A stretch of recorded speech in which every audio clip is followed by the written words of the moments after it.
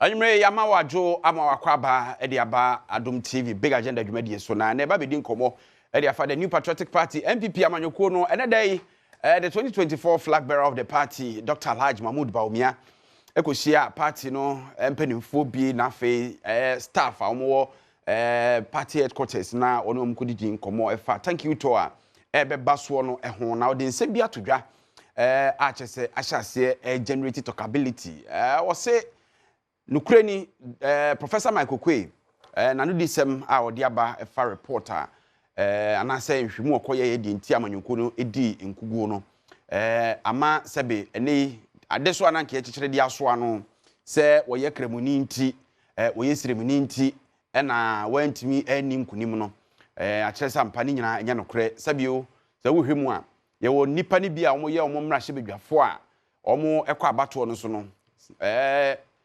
dodo na wonu ye Christopher ni ade enso bi wo ha ono nya vote ni bi chen wo abato mpesu asokra kobo ya ebo Reverend Tim Fojo kra din chese anu na manfo asha se bi sase amanyoko yi so kwa akoda se ono ebo modern se omo ebe hili omo wounds omo akeka ne mabum omo aye disgruntled omo ne omo asset scores ne ho keka ho sa se bi papa di abetu dwai edakwam ebeboa kwan be nsumpo ne beboa ni nyina ye nkoma ye ba behwe ne edi no enne anyumre ye nyina nim se ye nya a stronger opposition ebeboa ban ote ho sisi na amana na adwuma ne mo kopa so opposition na eno ne wo ho be ye government in wait no etete apansam emu nkomodie na kwakoye bisi basa ne ho nkeka ho a na ne ye wasem ebo de papa ye frame na na se ampofo je Uslas Enterprise ton generators plant papa bi eno no ebegyinam abradum so aba besra wo nti wo adwumakuo kese bi wo ya sori kese bi wo adwuma kese bi na behia planta Uslas Enterprise ono ne be ma papa yetwe homrai ba ye de nkomo no ebehihye so de ama yamo akwaba afei me free yenkomodie no ase na ensamo ne Dr. Bawumia ede eto edwa but before then ma yen wishe the national chief imam Sheikh Osman Nuhu Shaributu a happy birthday na wonya 106 years Sheikh baby a wo bia twede amponyankopon Allah na dom ne ni nhira ne nkoso a enye ochefa na oma wa hoden onyansa dodo ene nhira wodi ehira oman ne mpaipa wobom oman no onkoso a ma osa hoden no na transe chemaye Sheikh yankopon nhira nipa dodo edidi wo nsam wo fadam ane ne mpotam ne ade ni nyina no eka ho bi na yankopon guso a ohira nkoso a ne ye onipa no na udidi aka enkwa nwomam aka oman ye nwoma papa nyina emu happy birthday Sheikh Osman Nuhu Shaributu nti nsema Dr. Bawumia de to dwane abra wo hia party headquarters staff ne amanyoko no mpanimfo bi efa sabio ne som ana sabia bi ofri nipa ni bi pese wo mo eye ni prendo se no ka ho bi nti ena nkuguo ba NPP nafa ewo afia atwam abato ayeto ye no enya no na wo de ye nti opani nan kasa ni mu asem sanse nyom eda isedi wura na no ye ba ye de nkomo na to aso 2024 2.1 million of our supporters didn't come out to vote 2.1 million. And you look at John Mohammed's votes, his votes went up by maybe 115,000. So he increased by 115,000 and we went down by 2.1 billion. And that is basically why we did not win. So the key to victory going forward is within the NPP. It is within ourselves. Because we decided not to vote. So if we decide to vote, we would win. So the key is ourselves.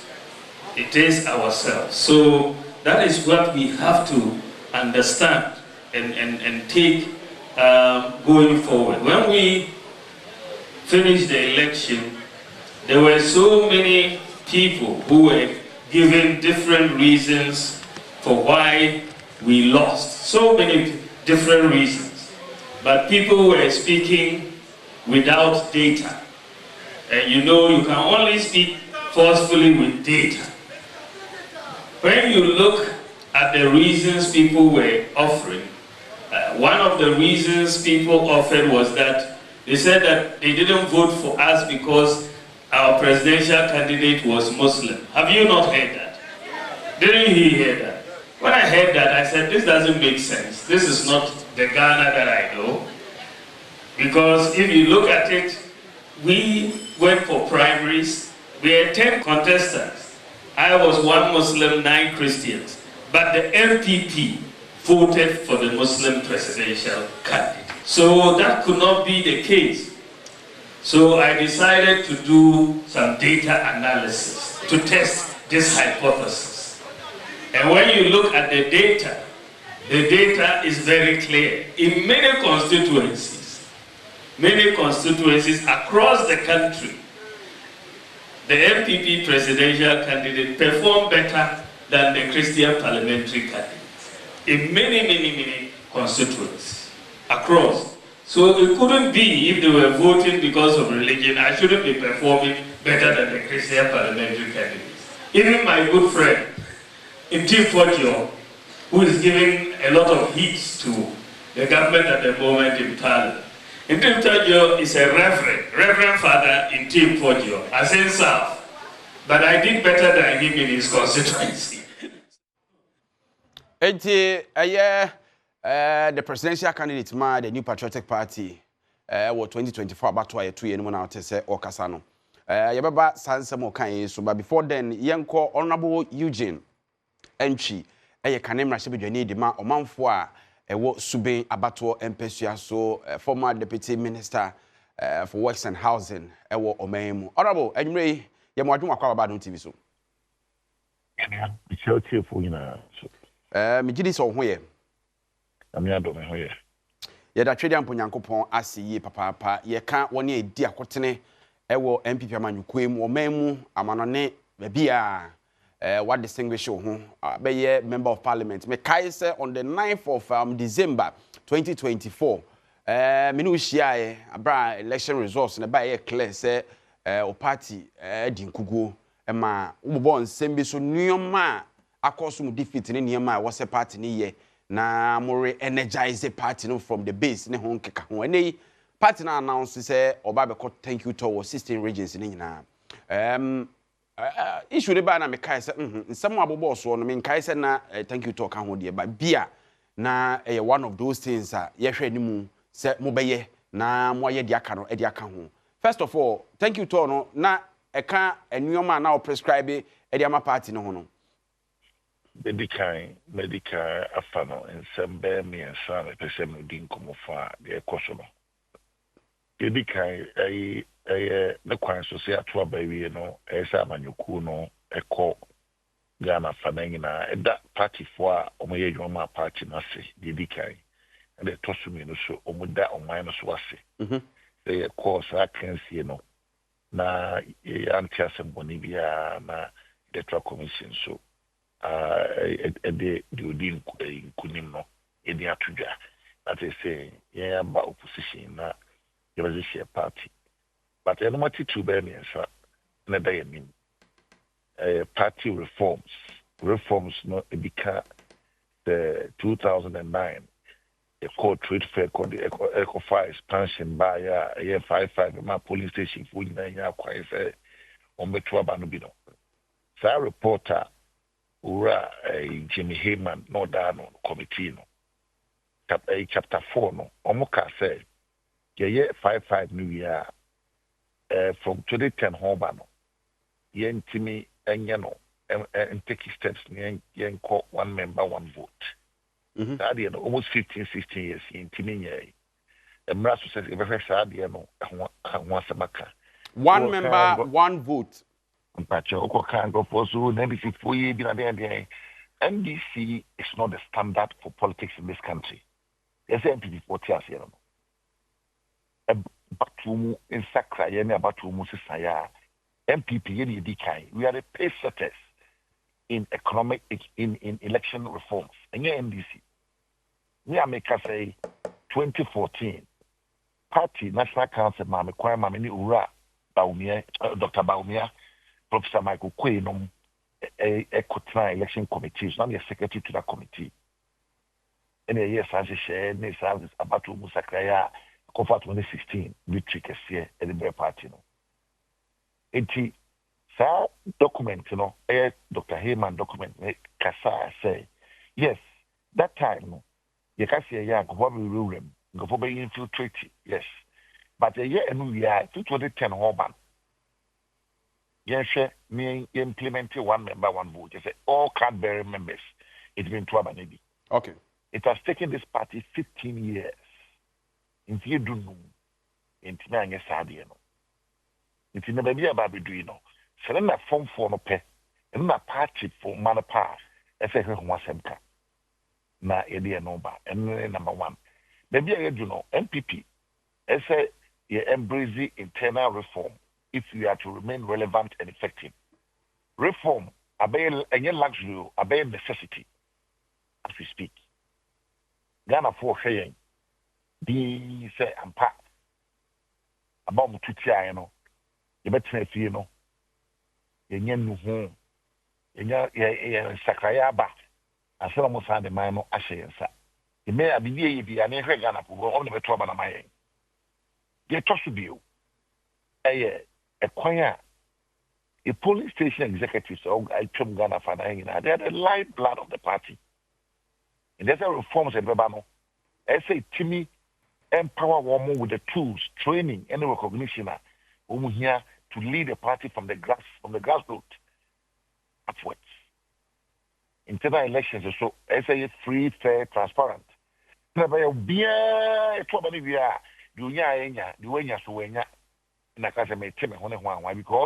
elections here in Ghana, we need parliament, we win the presidency. And if you win majority of parliamentary seats, the presidency falls as a bonus. We are factoring Jibusa. But no afford Republic Yaba will the presidency without parliament. Just here. And I reform them people must be inclusive, responsive, and better organized to engage with Ghanaians on the real issues affecting Ghana for. What I say? If we are not just fixing the party machinery, we are rebuilding the soul of the party. Your party, do maybe what do we say?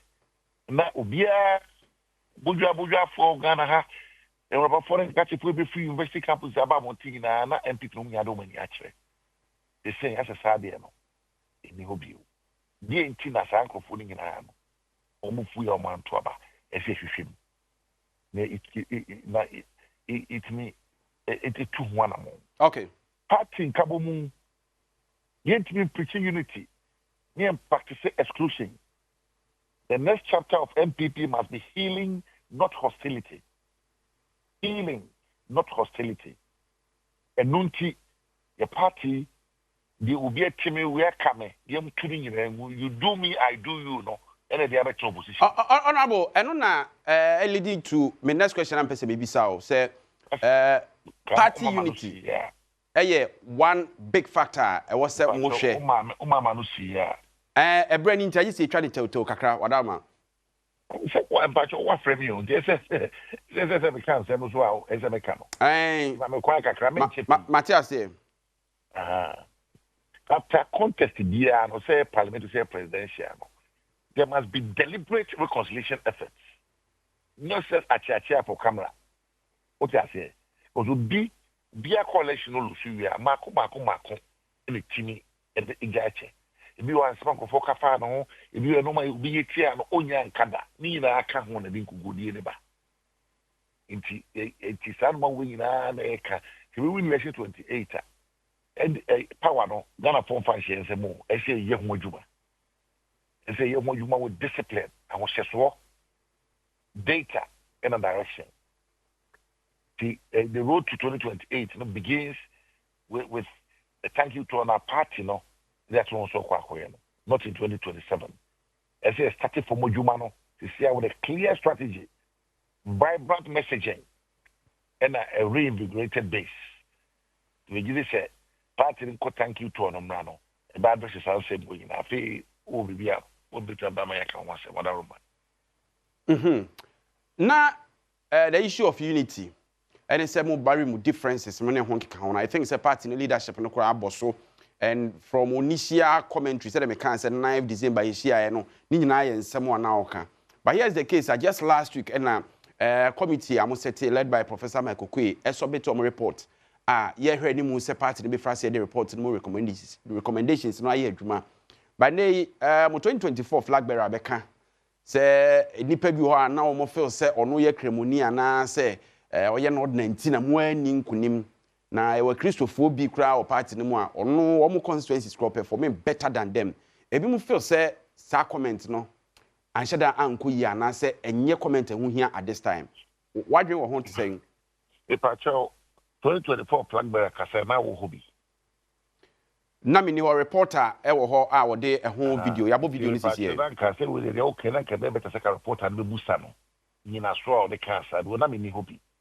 Enti eno ho asem de kabeti ya. Oka me ba ma background no wadaroma. Oka e kire mu say before say eye committee ni de ho anu di semeba no party ni di nkuwo no amanfo e point fingers out to the sense say oye kremoni nti ehun video ne voice ni na wa ha yabo even before cross over line so and I make a choice say South media meeting no because na me need any data to support it or against it in the to me enka ensemo a eye fa party ne ho a e bi to party na edi. Honorable, may respect you view on that. Eno ye issue aye discuss sisi enti se untimi nka ho asem dia meda wase na me de wasi bibia ne e be sa ba onchen bi. That's it to you. Thank you. Mr. Medase pa Honorable Eugene Entry ena yene no edi enkomo a ono no a kire na adwene niam osusu se party no ehia se wono mo eyo what is say wo boboso no ye bomodin na fe ye de enkomo no aka ne nyina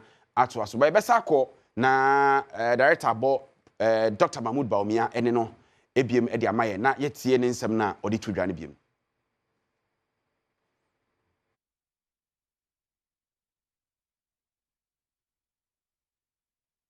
2020 vis-a-vis 2024, 2.1 million of our supporters didn't come out to vote. 2.1 million. And you look at John Mohammed's votes, his votes went up by maybe 115,000. So he increased by 115,000 and we went down by 2.1 million. And that is basically why we did not win. So the key to victory going forward is within the NPP. It is within. All right, Dr. Tutubuahe, Obia Wabene, Ewo Amanyosemu, wa joining online. So, Doc, Edmure Yamwajo, Emwakwaba. So, Mijiri so huye. Yehu Adom ne mompa boy, nyame kurekura mu. Yeah, that trade and Punyankopon. Doc, Mijiri is the flag bearer of the NPP in the 2024 election. Dr. Mahmoud Bawumia Nsemwa, odi tudwe wate se nipa ne apportion blame.